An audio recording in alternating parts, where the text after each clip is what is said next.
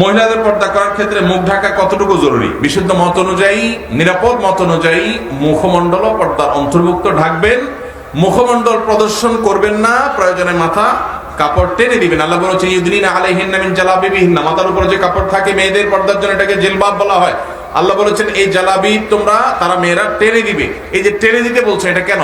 এটাই তো মুখাবয়বকে ঢাকার জন্য।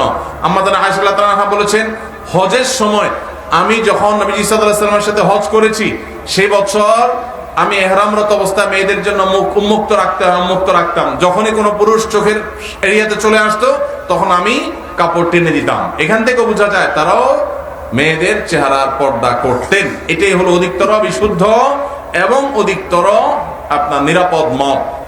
এই জন্য বোনরা পর্দা যখন করবেন মুখমণ্ডলও ঢাকার চেষ্টা করবেন, সেটা হবে এ ক্লাসের পর্দা। যারা সেটা করতে পারছেন না, অন্তত শুরুটা করেছেন, অবশ্যই তাদেরকে আমরা অ্যাপ্রিসিয়েট করব।